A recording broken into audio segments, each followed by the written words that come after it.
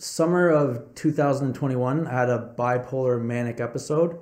So I was in three mental hospitals that summer, as well as I went to jail twice. So the charges I got, there was 13 charges altogether.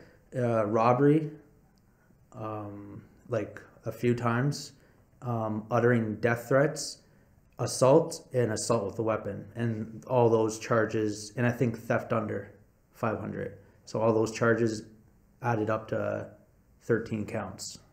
And was that all from the same egg incident? It was on three separate occasions in Scarborough and Malvern.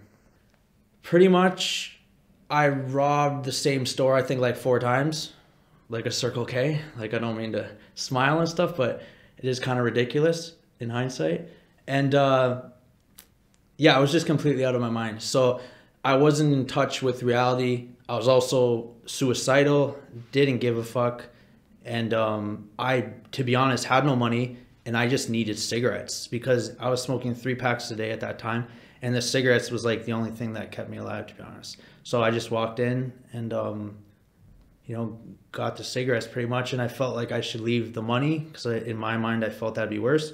But I thought I was untouchable, invincible, because that's part of the symptoms of being manic. And so yeah, just robbed the store for cigarettes.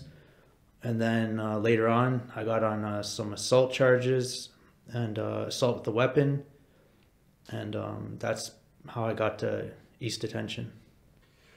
August 24th, I was arrested with a search warrant.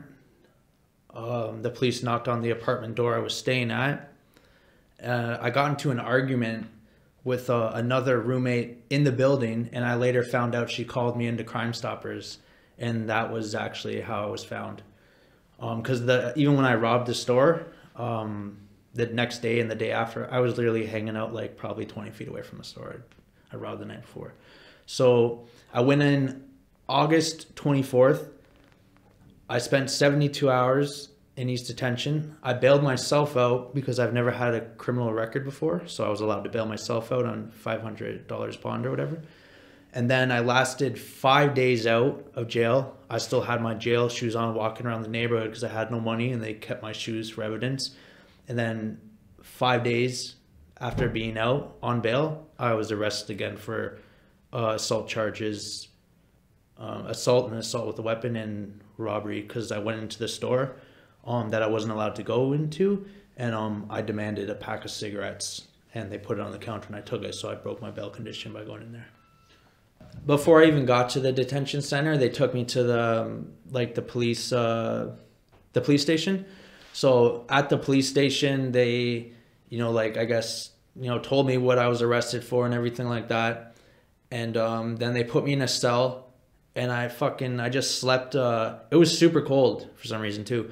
So I slept literally no mattress, just on a cement bed, just in my t-shirt. It was fucking freezing. And at one point I was so out of it that it's fucking ridiculous, but I pissed fucking through the cell and shit into the hallway and stuff, and then the cops were like, oh, he's fucking pissing all over and shit, and I was just laughing about it and stuff. So clearly was not registering reality, and wasn't giving a fuck about anything. So they took me from the police station into like a court, like those vans, like a court van pretty much. And from the outside view, if you've never been in one, you might think that it's just an open space, like when you go in. But no, there's different compartments and shit within that space. So really, you're just tucked into like a little space like this. Like it's not like you go in the movies and everyone's like 4 guys are there and 4 guys are there and they're like facing each other. Everyone gets their own little fucking compartment like this. So it's not very much space. And when I went in, they take a picture of you when you go into jail. I smiled. I had like 6 or 7 mug shots in that summer. I smiled for each one of them. And I was just completely out of it. They asked if I wanted to go on suicide watch, and I responded yes. To be honest, I don't know why I responded yes. When you go into suicide watch, you need to wear this kind of like, they called it a dress. So you have to wear this like padded like kind of gown that literally looks like a dress. So when the CO was like, when I agreed to go on suicide watch, I heard the CO like, put him in the fucking dress. And I was like, fuck that shit. Like, I'm not getting in the dress. Because the way he said it, like, he said it almost like in a emasculating way. And he said it like kind of like, I didn't like the way he fucking said it. So I basically refused to go into the dress for like 4 or 5 days.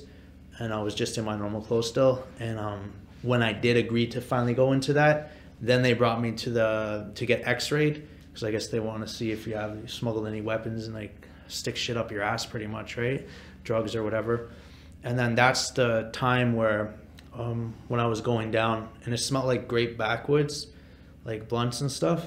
So I said to the COs, I was like, what are you guys smoking backwoods down here? It smells like grape backwoods.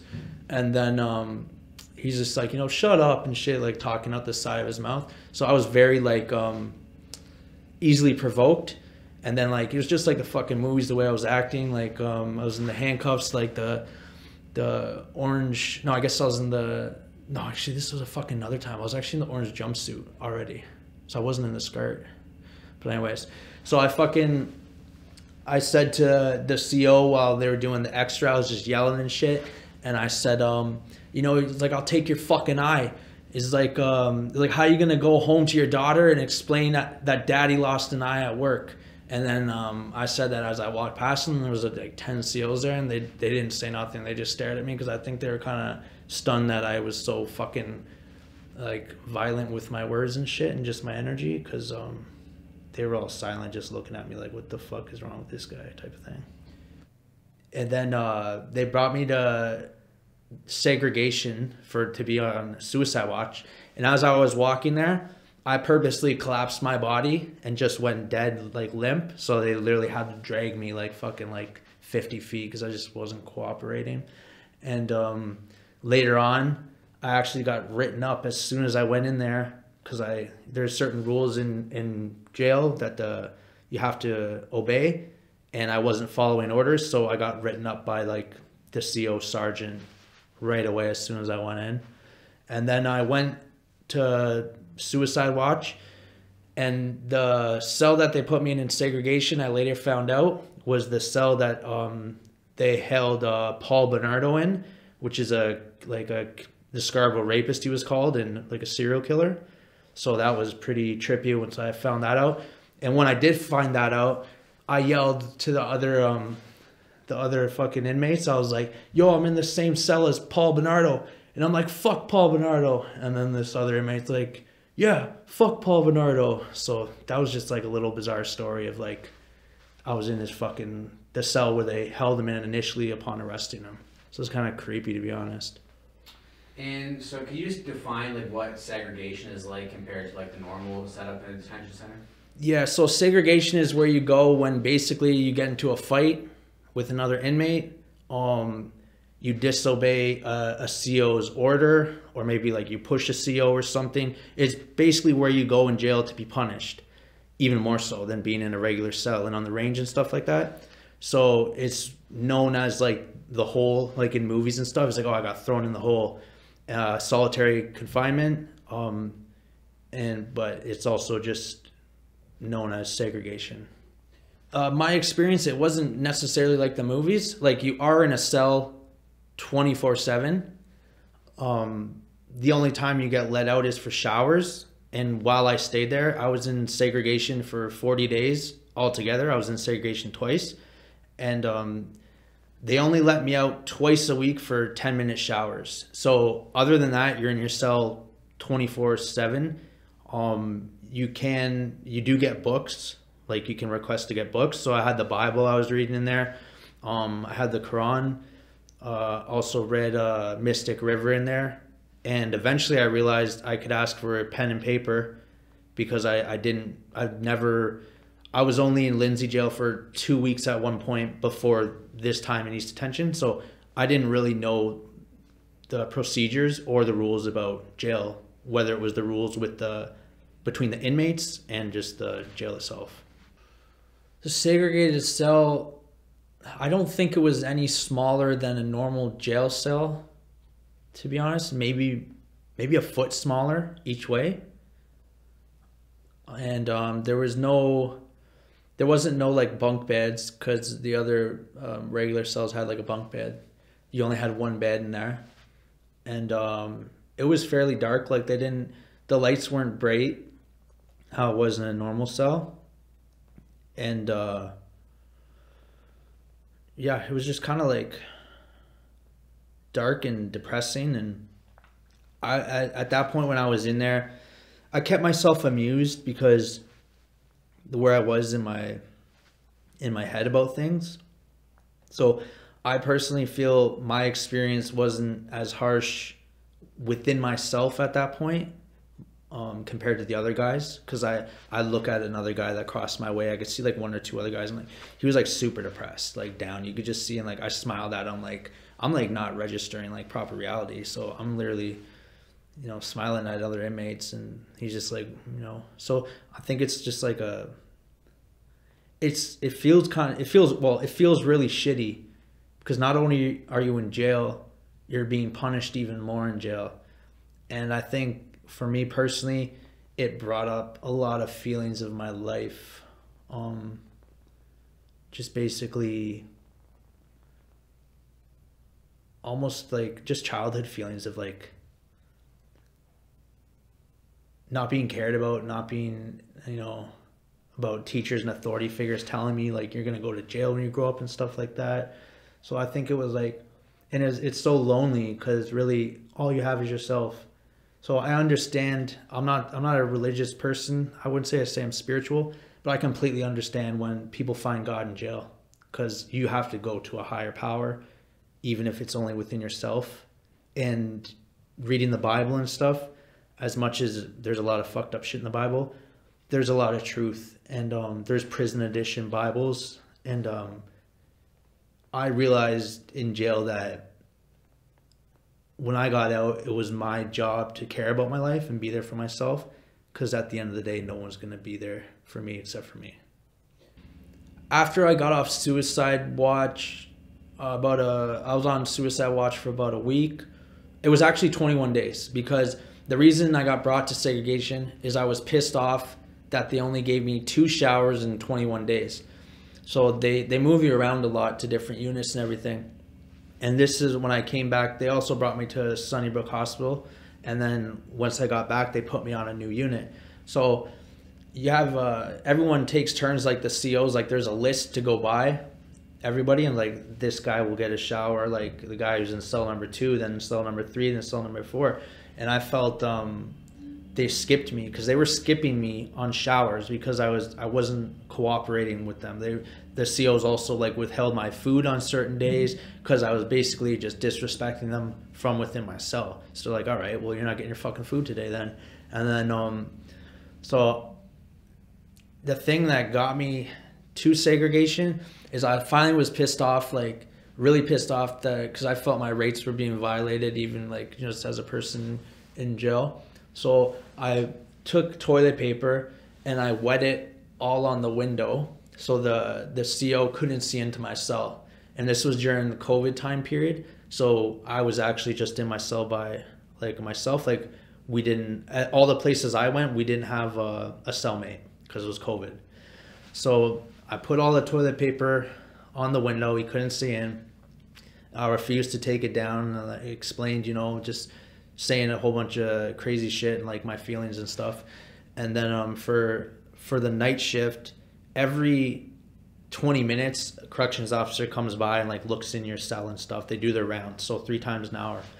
So every time he came in that night, he'd smash his nightstick against my window, and I just taunt him and talk shit to him and stuff. And he thought he was like keeping me up, but I wasn't really sleeping. I was like sitting up on my my little table and stuff. So by the morning time, there was I was so defeated by the morning, and I was just really low energy, and I was just sitting at my table. And then I heard a CO open the door, and then I didn't look back, but after I looked back, he came in and just took down the toilet paper.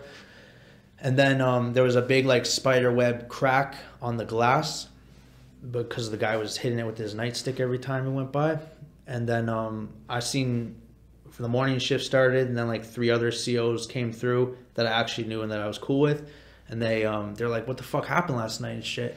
So I explained to them like the story and everything, and I didn't realize it, but 10 minutes later, all this like a whole bunch of COs came in, and they had newspapers, and they put it up on everybody's glass. So I'm like, what the fuck's going on here? So they blocked all the other inmates' view of seeing what they're gonna do to me. And there's like kind of like a SWAT team of COs that get called. I don't know what they're called, like the proper name for them, but they have the black helmets on. Like actually they have like a gas mask, I think it was, all black, like military style. They got the shields and stuff. They have like, you know, pepper spray, like nightsticks or whatever. So they basically told me I was getting moved, and it was like really fucking intimidating, you know, because they're like, it's like they're fucking there, and it's just an alien experience to see that shit. Like you see it in the movies and stuff like that. So I just they said, you know, we're gonna move you and stuff, like blah blah. It's like, you gotta listen to what we tell you to do. So they asked me to strip, like it was a strip search from them without it was like a strip search. They were on the outside of the cell telling me what to do, and they opened my little slot where they slide the food in. So I took off like my orange jumpsuit. I also had a book in my waistband because I was tired of them moving me and not bringing me my books when they moved me. So I obeyed the orders. I stripped down, got naked, did the whole like, you know, turnaround shit and all that. And even though I was following orders, I guess they felt it was necessary to pepper spray me. So immediately, once I seen the can and shit, I blocked my eyes like this, and a bit got through, but not too much, because it was just out of instinct to like block my eyes. But then the fucking guy shot me like right in the balls and shit, like with pepper spray. It was fucking outrageous. It was crazy. And then told me to turn around and sprayed on my back. And it wasn't like a little fucking pepper spray. No, this was like the bare fucking can pepper spray. That shit fucking, that guy was probably practicing in his backyard the precision he had. It was like fuck me. But so yeah, then after that they fucking dragged me out and threw me into the shower. Water was fucking super hot, because apparently you have to like throw them in inmate in the shower if they pepper spray you. And then they put me in handcuffs, and then they walked me backwards through the hallways like super fast, like in a rush, and with their shields all around me. And at one point I don't know if it was for documentation or something, but at one point I seen one of the SEAL guys go like this with the camera, and I like, my eyes were all burning and shit, and like I was in the handcuffs, and I like did like a big like smile and shit, because that's just the fucking type of person I am. I don't know why I do that shit. But then yeah, so they just did shit like that. And not only was I had the handcuffs on my back, but I later figured out they were doing a jiu-jitsu wrist lock on me too, and that shit fucking hurt too. So it was just like, you know, I was like, what the fuck? And then walking me backwards, and then that's how I got the fucking segregation. Long story long. Fuck. Because I remember I counted, it was like 40 days altogether. And then the second time I went into segregation, I would spend 31 or 32 days, because there was actually a COVID outbreak. So I should have got out a week earlier from segregation, but they literally couldn't move me for procedures they had to follow during COVID. So I stayed an extra week in segregation when I was allowed to get out, because they kind of judge your behavior in segregation and determine, okay, you've been good and stuff, we can move you now. And if you don't follow the rules, you just extend your stay even more and dig your own grave, pretty much. When I left segregation for the first time, I was actually brought to an area where it turns out they just held me there for a few days until they figured out where to put me. But I actually have an interesting story about that.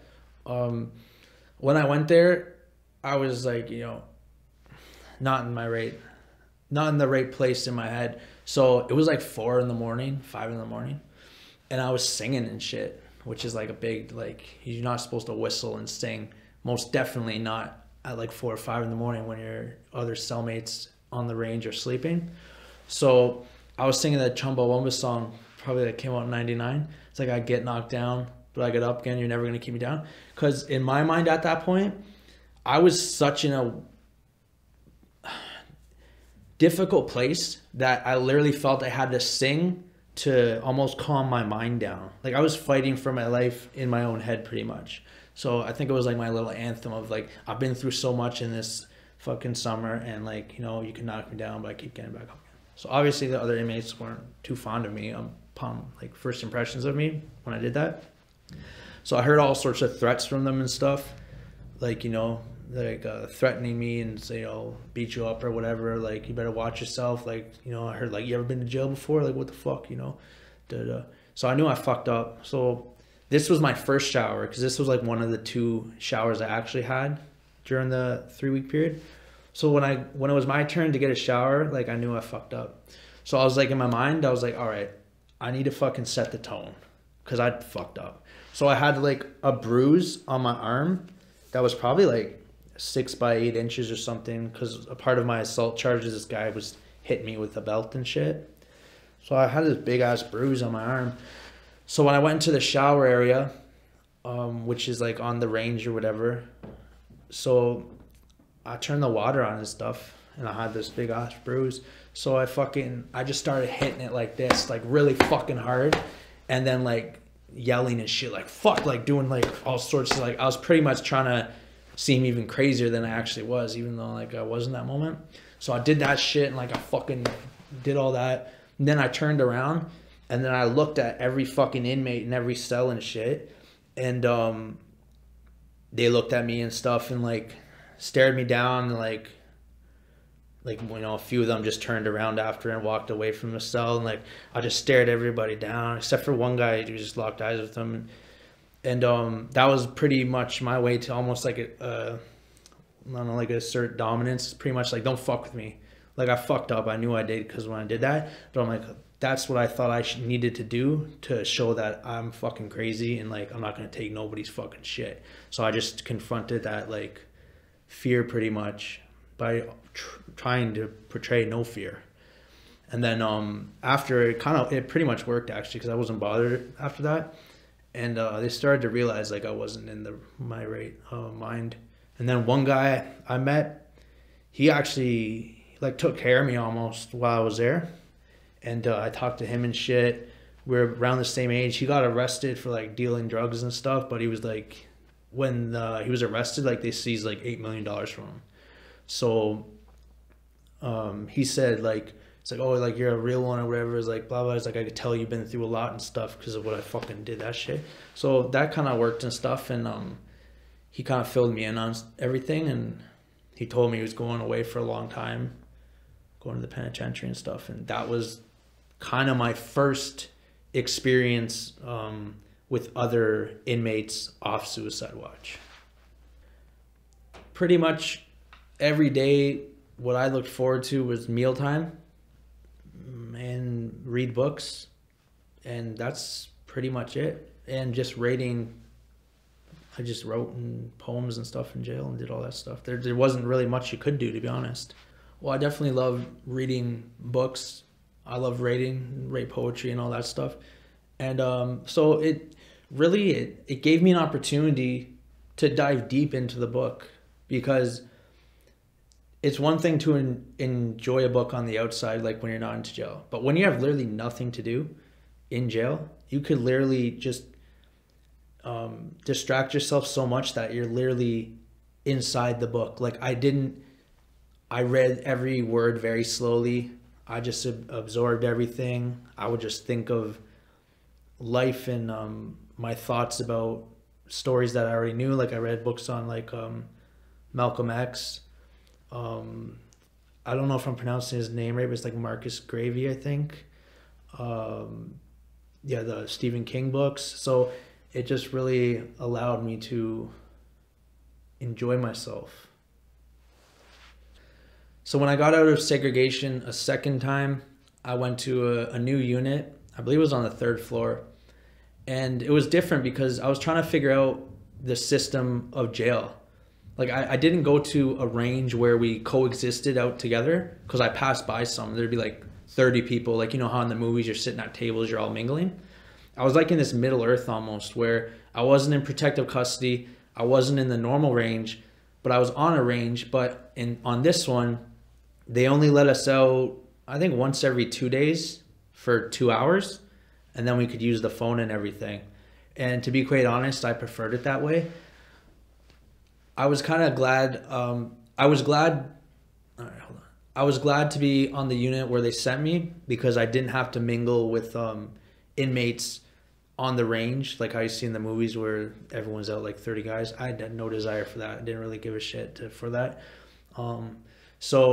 And jail, to be honest, was like the stupidest place I've ever been. Everyone's mentality is like a 12 or 13-year-old, like most inmates. It's really fucking dumb.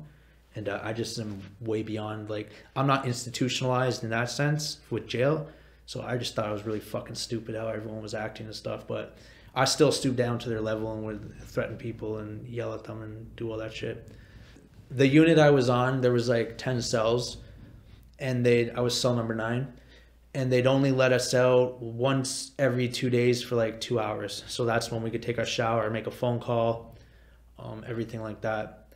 So, you know, it was kind of like it was a good crowd, to be honest. Like, besides one guy, which I really didn't like in cell number 2, everyone was pretty solid. And we had a lot of like heartwarming moments, like almost like brother to brother. It wasn't even inmate to inmate. Because if you come out on your 2 hours of free time, like you go up to buddy's next cell, you talk to them, you stand there for 20 minutes, half an hour, talk, and it's like, all right, well, I'm going to have a shower and stuff. And you'd also be in charge of the TV. So, you know, you could say like, what do you guys want to watch and shit? Like, actually the TV was broken for like a good 3 weeks to a month when I got in there, and it was all cracked and weird, like showing like green on the TV, and they were super excited when the new TV came in. They put on American Horror Story right away. I was watching that shit. It was fucking good. And yeah, it was interesting. Like the one guy that I know that was already served 10 years for manslaughter, because he actually got into a fight when he was drunk with somebody he knew, and he killed him with one punch by accident. And so that guy was referred to as a penner. He let me borrow his Stephen King books because he was a big fan of Stephen King. So I read those ones. I had a Sri Lankan guy in there that I was kind of close with, like in conversation and stuff. He was like the guy you'd go to put things into perspective. Like he was a good dude. And then there was also another guy. Where's he from? I think he's from Haiti, I believe so. But he'd been in Canada a few years and stuff. And it's also another thing, you can never believe what somebody tells you in there about their charges. A lot of people lie about their charges and stuff. But according to his story, he like got into an argument with his girlfriend at the time, and he like pretty much broke a door, he was saying. And he ended up getting charged, and he had no family in Canada, so he was in there for like 6-7 months when he could have got bailed out, but he had no way to bail him out. And I remember having like heartfelt conversations with him, and he talked about his childhood and like how beautiful his home country was, and how the mangoes would be on the trees and the wind would come and blow them all off, and he just like painted such a beautiful picture. And he also had kids in his home country that he couldn't wait to get out and see.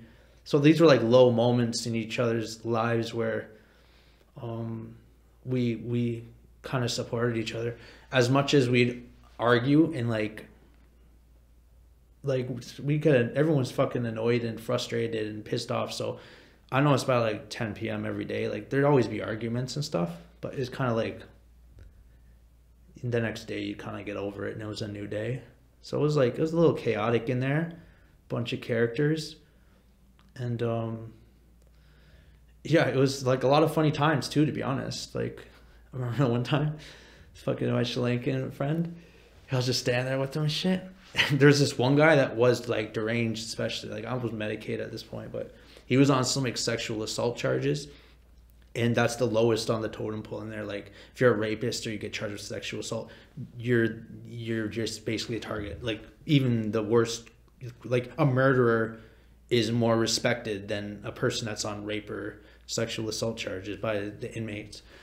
So he always got shit on and stuff, and like nobody respected him. And then my Sri Lankan buddy was like, we were just standing there and shit, and the other guy would always be looking and shit, like trying to act tough, but he wasn't.